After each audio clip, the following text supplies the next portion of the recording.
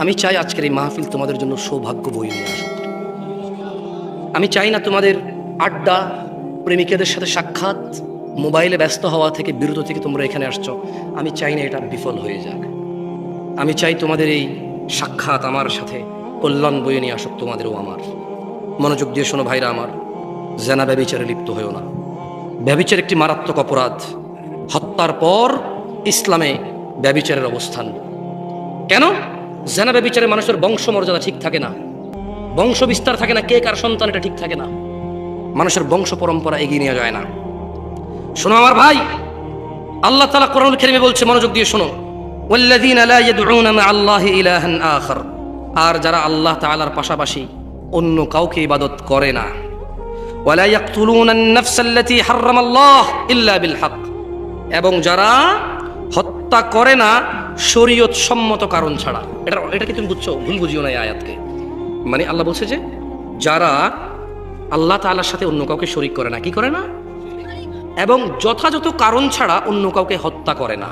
এখন তাহলে যথাযথ কারণ থাকলে কি তুমি খুন করতে পারবা? না। ওই যে একটু আগে বলছি, সরকার কেন লাগবে? সরকার লাগবে যদি কেউ অপরাধ করে, বাহিনী থাকবে, নিয়ম থাকবে, সিস্টেম থাকবে, ওই সিস্টেম তাকে গ্র্যাব করবে, যে কেউ শাস্তি দেওয়ার অধিকার রাখবে না, তাহলে বিশৃঙ্খলা জমিনে সৃষ্টি হবে। বুঝছো না? বুঝো নাই?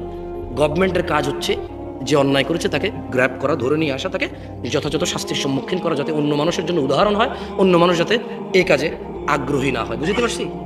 সো এটাই আল্লাহ বলছে যে একজন লোককে যথাযথ কারণ ছাড়া যাতে মৃত্যুদণ্ড না দেওয়া হয়। আর যারা আল্লাহর সাথে কাউকে শরীক করে না, কেমন? ওয়ালা ইয়াজনুন, আর যারা জেনা করে না, কি করে না?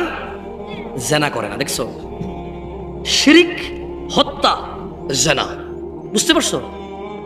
শিরিক মানে আল্লাহর সাথে আরেকজন আল্লাহ বানাই দেওয়া, কাউকে খুন করা, একটা মানুষকে পৃথিবী থেকে বিদায় করে দেওয়া অন্যায়ভাবে, আর জেনা একই আয়াতে আসছে। কেমন?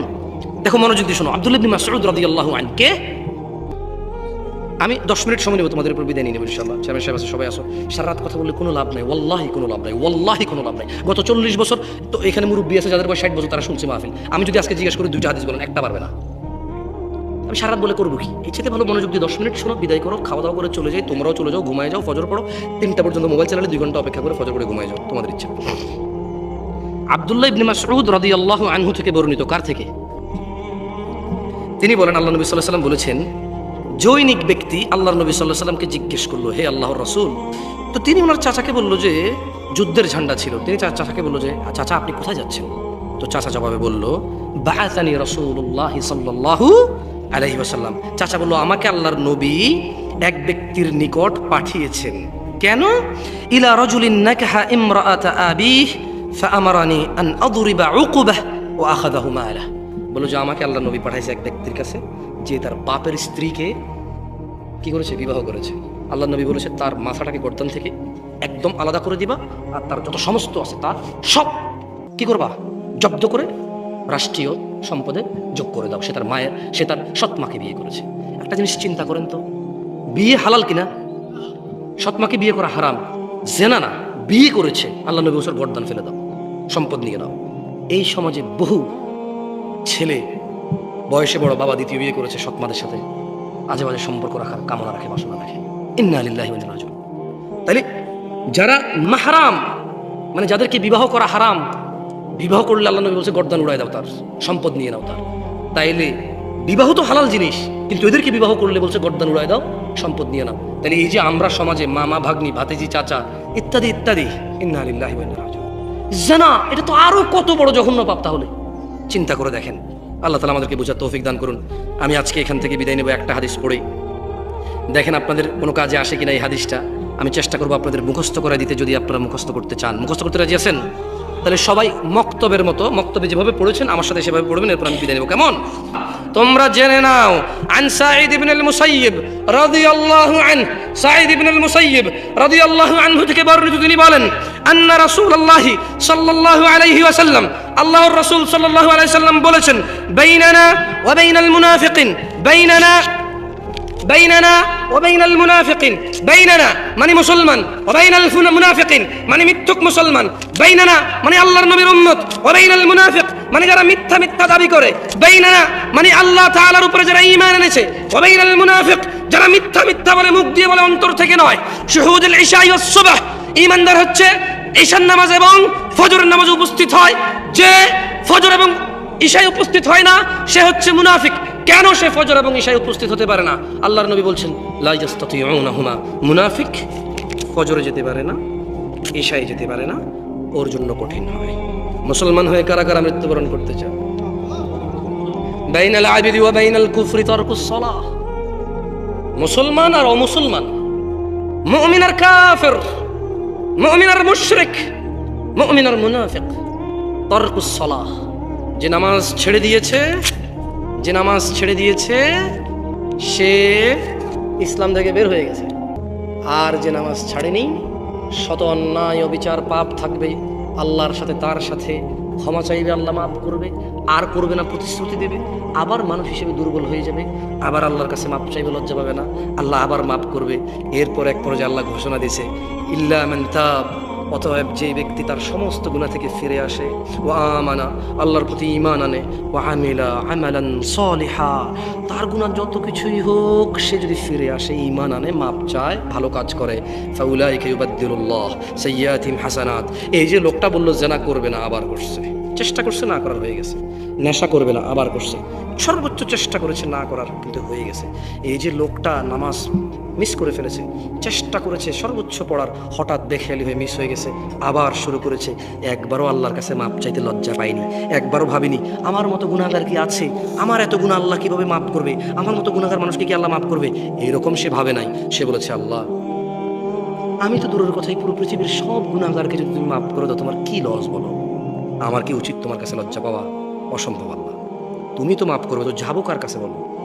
মরে গেলে তো তুমি আবার দাঁড় করাবা উঠায়, তোমার সামনে মৃত অবস্থায় অপরাধী দাঁড়ানোর চাইতে, হে আল্লাহ আমি জীবিত দাঁড়িয়ে আছি তোমার সামনে অপরাধী, তুমি মাফ করার মা, আমি আর গুনাহ করবো না। তো আল্লাহ কোরআনুল কারীমে সূরা ফুরকানে বলছে যে লোকটা ইল্লা মান তাব, হাজার সহস্র কোটি অপরাধ থেকে মাপ চেয়ে ফিরে আসলো, ওয়া আমানা, এরপর ঈমান নিয়ে নিছে, ওয়া আমিলা আমালান সলিহা, মাপ চাইছে, ঈমান আনছে, কিছু ভালো কাজ করা শুরু করে দিছে। তাহলে বলছে ফাউলাইক, তার পিছনের যে হাজার লক্ষ কোটি সহস্র গুনাহ আছে, ইউবাদদিলুল্লাহ, আল্লাহ বদল করে দেবে গুনাহগুলোকে, শুধু মাপ না, এগুলোকে আল্লাহ বদলাই দেবে, এক্সচেঞ্জ করে দেবে, কিসে? সাইয়্যাতিহিম হাসানাত, নেকিতে পরিবর্তন করে দেবে সব গুনাহকে। এখনো তোমাদের সিদ্ধান্ত নেওয়া বাকি, তোমাদের, আমি আর কিছু বলতে পারবো না। এটা কোরআনের আয়াত পড়ে শোনাইছি, যদি তুমি ঈমান আনো, মাপ চাও, ভালো কাজ করো, তোমার পিছনের গুনাহ তো মাপ হবে হবে। মানে এই বস্তা ভরা জাল টাকা, কি ভরা জাল টাকা? শেখ হাসিনা বললো ঠিক আছে তোমরা জাল টাকা টুকা ছাপাও না, এরপরে যদি ছাপাও মৃত্যুদণ্ড, কার কাছে কত জাল টাকা আছে নিয়ে আসো, আসল টাকা নিয়ে যাও। বুঝতে পারছি? বললো যে বস্তা ভরা জাল টাকা আর ছাপাবা না, ছাপালে মৃত্যুদণ্ড, যাবজ্জীবন কারাদণ্ড। কার কাছে কত বস্তা টাকা আছে? একজন বললো যে শেখ হাসিনা আমার কাছে 1000 কোটি টাকা আছে জাল, বললো যে নিয়ে আসো 1000 কোটি টাকা আসল টাকা নিয়ে যাও, আর ছাপাইতে পারবা না। কি করতে পারবা না? এইরকম এর চেয়ে সহস্র কোটি গুণ বেশি আল্লাহ অফার দিছে যে ফাউলাইকা ইউবাদদিলুল্লাহ। ওয়াল্লাহ এটা হাদিস না যে আপনি তর্ক করবেন, এটা কোরআনের আয়াত। আমি ভুল ব্যাখ্যা দিলে বড় আলেম থেকে শুনে নিয়েন, এবং আমি কোনো ব্যাখ্যাও দিচ্ছি না, আমি আই মানি আমি ইউ মানি তুমি, শুধু অনুবাদ করতেছি, বুঝছেন? ব্যাখ্যা দিচ্ছি না যে ভুল করবো, অনুবাদ কি? ফাউলাইক অতঃপর তোমার সমস্ত গুনাহ, ইউবাদদিল আল্লাহ বদল করে দেবে, সাইয়্যাত গুনাহকে, ইলা হাসানাত নেকিতে। এখন আপনি কি মাপ চেয়ে আজকে থেকে ফজর পড়ে গুনাহকে নেকিতে পরিবর্তন করবেন, নাকি অপেক্ষা করবেন একসময় আরো গুনাহ করে মাপ চাওয়ার? যদি আপনি শিওর থাকেন যে আপনি অতদিন বাঁচবেন তো করেন, আমার কি? আমি তো জানি না আপনি কবে মরবেন, আমি এটাও জানি না যে আমি কবে মরবো। আপনার যদি গ্যারান্টি থাকে বাঁচার, মাপ চেয়ে মরার, করেন। এই অফার কিয়ামত পর্যন্ত, এই অফার কতক্ষণ পর্যন্ত? তবে জেনে নাও দিনাজপুরবাসী হতভাগা তারা, যারা জীবিত আছে অথচ আল্লাহর কাছে মাপ চেয়ে গুনাহকে নেকিতে পরিবর্তন না করে এমনিতেই মরে গেল হঠাৎ রাত দুপুরে, হঠাৎ মরে গেল দিন দুপুরে অথবা সকাল সন্ধ্যায়, হসপিটালে, অ্যাক্সিডেন্টে, বসে শুয়ে ঘুমে, দীর্ঘদিন অসুস্থ হয়ে হঠাৎ মারা গেল, তার গুনাহগুলো গুনাহ রয়ে গেল। এগুলো তো আর জাহান্নামে যাওয়ার কারণ হয়ে বসবে, অথচ গুনাহগুলোই নেকিতে পরিবর্তন করতে পারতো সে বেঁচে থাকা অবস্থায়। এই যে নিঃশ্বাস চলা অবস্থা যদি বলতো যে ইয়া আল্লাহ আর করবো না, তুমি সাক্ষী, আমি করলে তো তুমি দেখবাই, কোথায় করবো তোমার থেকে লুকিয়ে? তুমি দেখো আর চুরি ডাকাতি জানা ব্যভিচার নেশা মিথ্যা কথা কিচ্ছু বলবো না, তবে তুমি আমার আগের গুনাহকে যেমনটা তুমি কোরআনে ওয়াদা করেছো যে নেকিতে পরিবর্তন করো, তুমি করো, আর তুমি দেখো আমি আর গুনাহ করবো না।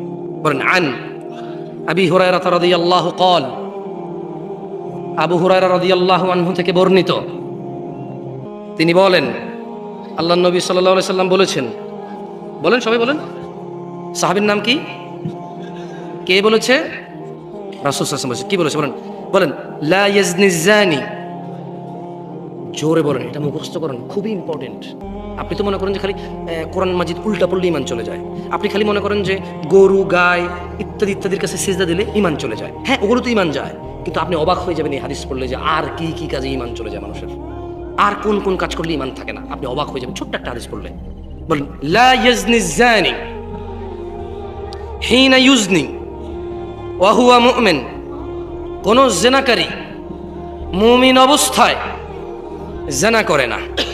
ওয়ালা ইয়াশরিবুল খামর ওয়ালা ইয়াশরাবুল খামর হিনা ইয়াশরাব ওয়া হুয়া মুমিন। কোন মদ পানকারী মদ পান করে না ঈমানদার থাকা অবস্থায়। ওয়ালা ইয়াসরিকু হিনা ইয়াসরিক ওয়া হুয়া মুমিন। কোন চোর ঈমানদার অবস্থায় চুরি করে না। ওয়ালা ইয়ানতাহিবু নুহবাতান ইয়ারফাউন নাস ইলাইহি ফিহা আবসারহুম হিনা ইয়ানতাহিবুহা। দুঃখিত, সরি, একটু দুঃখিত। বলেন ওয়ালা ইয়ানতাহিবু নুহবাতান ইয়ারফাউন নাসু ইলাইহি ফিহা আবসারহুম হিনা ইয়ানতাহিবুহা ওয়া হুয়া মুমিন। বলেন মুমিন থাকা অবস্থায় কোনো ব্যক্তি ডাকাতি করে না। যখন সে ডাকাতি করছে আর সে অবস্থায় তার প্রতি লোকজন চোখ তুলে তাকিয়ে থাকে, মানে আপনি বুঝছেন, মানে দেখেন রাতের অন্ধকারে কেউ দেখছে না, কারো অগোচর নিলে এটাকে বলে চুরি, রাইট? একই জিনিস যদি মানুষের সামনে নেওয়া হয় এটাকে কি বলে? ডাকাতি।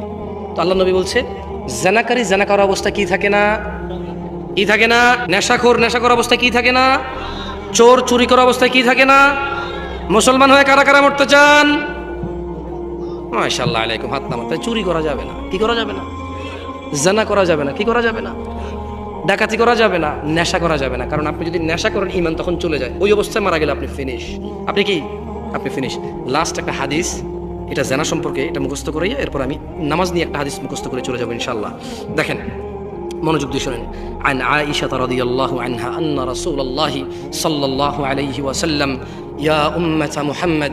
আয়েশা রাদিয়াল্লাহু আনহা থেকে বর্ণিত, তিনি বলেন আল্লাহর নবী মুহাম্মদ সাল্লাল্লাহু আলাইহি সাল্লাম বলেছেন, ইয়া উম্মাতা মুহাম্মদ, হে উম্মতে মুহাম্মদের মহিলা ও পুরুষরা, মা আহাদুন আগয়ারা মিনাল্লাহ, আল্লাহর চাইতে অধিক মর্যাদা বোধার কারণেই আইয়ারা আবদাহু তাজনি, আইয়ারা আবদাহু ওয়া আমাতাহু তাজনি, আর আল্লাহ তার কোনো বান্দার বান্দিকে জিনা করা অবস্থায় দেখতে চায় না। ইয়া উম্মাতা মুহাম্মদ, হে উম্মতে মুহাম্মাদিরা, লাউ তাআলামুন, যদি তোমরা জানতে, মা আলাম, যে আমি মুহাম্মদ জানি, লাদহিকতুম কলিলা, তোমরা অল্প হাসতা, ওয়ালা বাকিতুম কাসীরা, অনেক বেশি কাঁদতা। আল্লাহ আলী ওয়া সাইয়্যিদুল মুমিনিন ফাস্তাগফিরুহু ইন্নাহুল গফুরুর রহিম। আমি আল্লাহর কাছে আমার জন্য এবং আপনাদের সবার জন্য ক্ষমা চাই। আল্লাহ আমাদের সবার সমস্ত গুনাহকে নেকি দিয়ে পরিবর্তন করে ক্ষমা করবেন। আমিন। আপনারা নিজেদের জন্য মাপ চান আল্লাহর কাছে, আমার জন্য মাপ চাইেন। সুবহানাকাল্লাহুম্মা ওয়া বিহামদিকা আশহাদু আল্লা ইলাহা ইল্লা আনতা আস্তাগফিরুকা ওয়া আতুবু ইলাইক। আসসালামু আলাইকুম ওয়া রাহমাতুল্লাহি।